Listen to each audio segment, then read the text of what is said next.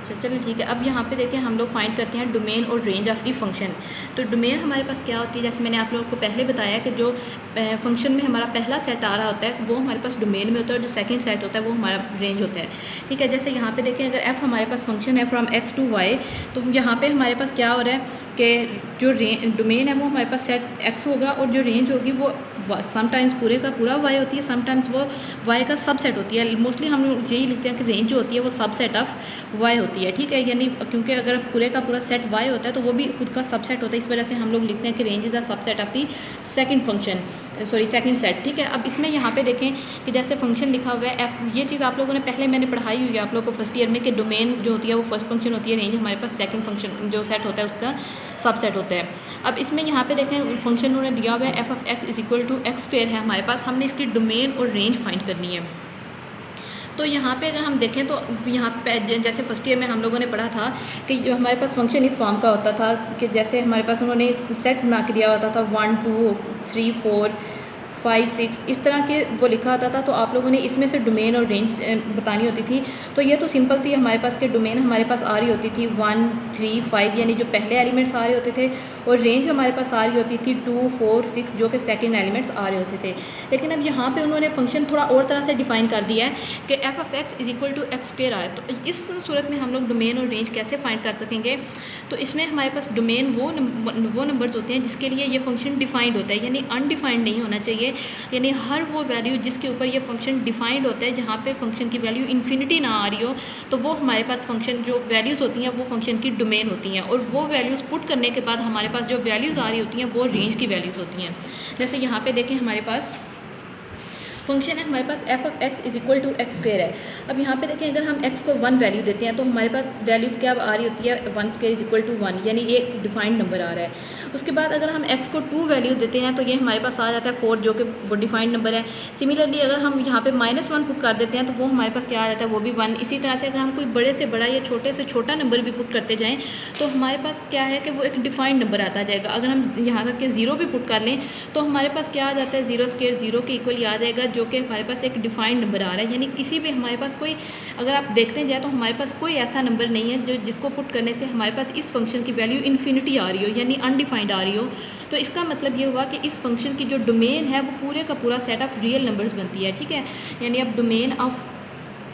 Domain of F of x is equal to x square हमारे पास होगी पूरे का पूरा सेट ऑफ रियल नंबर्स, क्योंकि यहाँ रियल नंबर्स में से अगर हम कोई भी एलिमेंट इस फंक्शन में पुट कर लें तो हमारे पास किसी भी जगह पे कोई भी नंबर जो है वो अनडिफाइंड नहीं आएगा। इसके बाद हमारे पास रेंज हम किस तरह से फाइंड करेंगे कि जो हम वैल्यूज़ यहाँ पे पुट कर रहे हैं, जैसे हमने 1 पुट किया तो रेंज ये 1 हमारे पास डोमेन था, लेकिन पुट करने के बाद जो हमारे पास आंसर आ रहा है ये अब 1 हमारे पास रेंज में चला गया। ठीक है, इसी तरह से ये वाला 2 हमारे पास डोमेन में था, लेकिन ये जो 4 आया हमारे पास ये रेंज में चला गया है। सिमिलरली ये हमारे पास -1 जो है ये डोमेन है, लेकिन ये वाला 1 हमारे पास रेंज है। यानी अब यहाँ पे देखें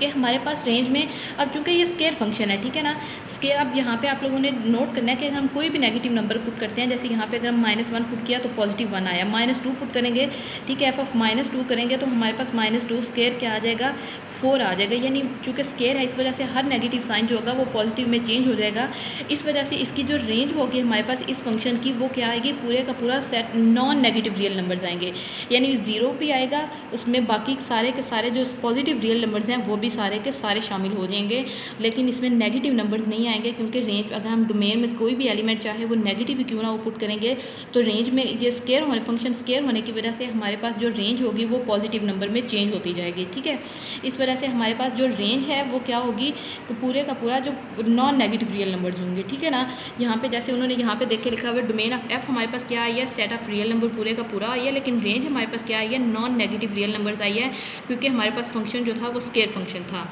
ठीक है, इसी तरह से आप लोग जैसे अगली एग्जांपल देखें तो वहाँ पे लिखा हुआ है F of x is equal to X over X square minus divided by X square -4। ठीक है, अब इसकी डोमेन और रेंज हम कैसे फाइंड करेंगे, तो यहाँ पे देखें हमारे पास क्या है डोमेन, इसमें भी हमारे पास पूरे का पूरा सेट ऑफ रियल नंबर आएगी, लेकिन हमारे पास -2 और 2 नहीं आएंगे। क्यों नहीं आएंगे, जैसे यहाँ पे इस वजह से नहीं आएंगे कि जैसे देखिए फंक्शन हमारे पास क्या है x ओवर एक्स स्क्वायर -4 है हमारे पास। ठीक है, अब देखिए उन्होंने कहा हुआ है कि 2 नहीं आएगा, अगर हम 2 पुट करते हैं तो 2 4 -4 यानी कि ये 2/0 जो कि हमारे पास इन्फिनिटी आ रहा है, जो कि इस वजह से कि हमारे पास एक डिफाइंड नंबर नहीं बन रहा, ठीक है। सिमिलरली जब हम लोग -2 पुट करेंगे तो उसमें भी ये स्केयर होने की वजह से ये 4 ही हो जाएगा और फिर से इन्फिनिटी हमारे पास आ जाएगा। तो क्योंकि इन्फिनिटी एक डिफाइंड नंबर नहीं है, इस वजह से हमारे पास डोमेन में वो नंबर्स आते हैं जिस पे फंक्शन डिफाइंड होता है। तो -2 और 2 पे फंक्शन डिफाइंड नहीं है, इस वजह से हम लोग क्या करेंगे, कहेंगे कि ये वाला जो फंक्शन है f(x) = x/(x²-4), तो ये हमारे पास क्या होगा, इसमें डोमेन में पूरे के पूरे सेट ऑफ रियल नंबर्स आएंगे लेकिन -2 और 2 नहीं आएंगे, ठीक है। और रेंज में हमारे पास क्या आ जाएंगे, पूरे का पूरा सेट ऑफ रियल नंबर्स आ जाएंगे, क्योंकि हम अगर कोई भी वैल्यू पुट करते जाएंगे हमारे पास 0 भी आ जाएगा, 1 2 माइनस वाले एलिमेंट्स भी आ जाएंगे, तो वो तकरीबन हमारे पास पूरे का पूरा सेट ऑफ रियल नंबर्स आ जाएगा, ठीक है। हम इसको कैलकुलेट तो नहीं कर सकते, लेकिन क्योंकि इतने ज़्यादा नंबर हम लोग इसमें नहीं लिख सकते, लेकिन जैसे हमें देखने में पता चल जाएगा कि तकरीबन हमारे पास सारे के सारे रियल नंबर्स इसमें आ जाएंगे रेंज में, ठीक है। उसके बाद ज़रा देखें, और एक और बात जो आप लोगों ने याद रखनी है कि ये चूँकि फंक्शन देखें f(x) = x² एक पोलिनोमियल फंक्शन बन रहा है, ठीक है। और जो पोलिनोमियल फंक्शन होता है वो उसकी डोमेन जो होती है वो हमारे पास पूरे का पूरा रियल नंबर्स होती है, ठीक है। ये आप लोगों ने हमेशा याद रखना है कि जो पोलिनोमियल फंक्शन होती है उसकी डोमेन हमारे पास पूरे का पूरा रियल नंबर आ रही होती है। और जो ये देखें ये एक रैशनल फंक्शन है और रैशनल फंक्शन की डोमेन हमारे पास पूरे का पूरा रियल नंबर आती है, लेकिन उसमें से वो वाले एलिमेंट्स निकाल दिए जाते हैं जो कि फ्रैक्शन में 0 बना रहे हों, ठीक है। जैसे यहाँ पे -2 और 2 पुट करने से हमारे पास नीचे फ्रैक्शन में 0 आ रहा था, डिनोमिनेटर में 0 आ रहा था, दैट इज़ वाई हम लोगों ने कहा कि -2 और 2 जो है वो इसमें डोमेन में शामिल नहीं होंगे। उसके बाद देखें एग्जांपल नंबर 4 है, जैसे यहाँ पे अब ये स्क्वायर रूट फंक्शन आ गया हमारे पास, ठीक है। अब यहाँ पे देखें कि स्क्वायर रूट फंक्शन में हम लोग सिर्फ वो वाली वैल्यूज़ लेंगे जिसमें से वो स्क्वायर रूट जो है वो पॉजिटिव आ रहा है, क्योंकि नेगेटिव में तो इमेजिनरी नंबर आ जाएंगे, वो हम लोग इसमें नहीं लेंगे, ठीक है। इस वजह से हम यहाँ पे क्या लिखा हुआ है कि हमारे पास जो इंटरवल है -3 और 3 वाला, वो हमारे पास क्या होगा, उससे हमारे पास नेगेटिव नंबर ऑब्टेन होता है। इस वजह से हमारे पास जो डोमेन होगी वो पूरे का पूरा सेट ऑफ रियल नंबर होगी, लेकिन -3 से लेकर 3 वाले को हम लोग निकाल देंगे, क्योंकि अगर वहाँ पे पुट करेंगे तो हमारे पास क्या आ जाएगा, जो -3 और 3 के बिटवीन है वो हम लोग निकालेंगे, क्योंकि -3 पुट करने से 0 आ जाएगा। 0 तो डिफाइंड नंबर है, लेकिन जब हम लोग यहाँ पे पुट करेंगे -4 पुट करेंगे या हम लोग -2 पुट करेंगे, तो यहाँ पे हमारे पास क्या आ जाएगा, 4 आ जाएगा और -9 यानी -5 आ जाएगा स्क्वायर रूट में, तो वो एक इमेजिनरी नंबर बन जाएगा। इस वजह से हम उसको नहीं लिखेंगे। इसी तरह से रेंज जो होगी वो हमारे पास पॉजिटिव रियल नंबर्स आएंगे, क्योंकि स्क्वायर रूट की वैल्यू जो होती है वो हमेशा हमारे पास 0 से लेकर पॉजिटिव यानी 0 से स्टार्ट होती है और पॉजिटिव नंबर्स आते हैं। कभी भी स्क्वायर रूट किसी भी नंबर का लेने से हमारे पास कोई नेगेटिव नंबर हासिल नहीं होता। इस वजह से उसकी रेंज जो होगी वो हमारे पास पॉजिटिव रियल नंबर्स आएगी, और डोमेन में से हमारे पास वो नंबर्स हम निकाल देंगे जिससे हमारे पास के स्क्वायर रूट के अंदर इमेजिनरी नंबर्स आ रहे हो, ठीक है। तो यहाँ से हम लोग डोमेन और रेंज का हमने थोड़ा सा पढ़ा।